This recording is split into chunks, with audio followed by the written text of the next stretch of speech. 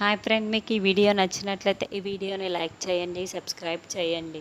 Manisha భాస్కర్ని kidnap చేసి ఉంటుంది. భాస్కర్ మనీషా దగ్గరికి తప్పించుకొని గాయాలతో మిత్ర వాళ్ళ ఇంటికి వస్తాడు. ఏంటి భాస్కర్ ఇలా గాయాలన్నీ కూడా అని మిత్ర ప్రశ్నిస్తూ ఉంటే, ఈ మనీషా నన్ను కిడ్నాప్ చేసింది సార్ అని భాస్కర్ నిజం చెప్పేస్తాడు.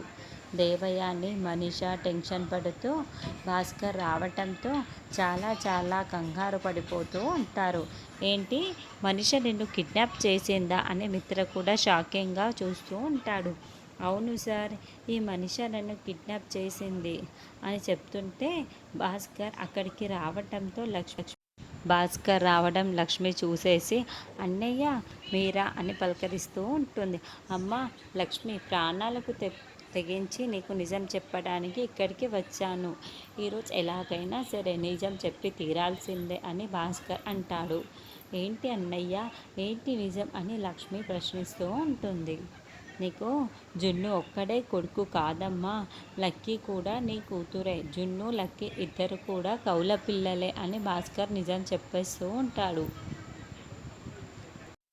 ఏంటన్నయ్యా నువ్వు అంటున్నది? లక్కీ కూడా నా కూతురేనా?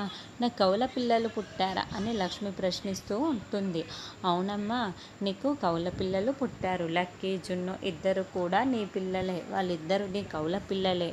నీ రక్తం అమ్మ, నీ రక్తం అని భాస్కర్ చెప్తూ ఉంటే ఈ మాటలు విన్న మిత్ర షాకింగ్గా వింటూ ఉంటే అరవింద, జయదేవ్ అందరూ కూడా షాకింగ్గా వింటూ ఉంటారు. మనీషా, దేవయాని మాత్రం ఈ నిజమైతే తెలియకూడదు అనుకున్నాము, ఆ నిజమే తెలిసిపోయింది కదా అని టెన్షన్ పడుతూ ఉంటారు.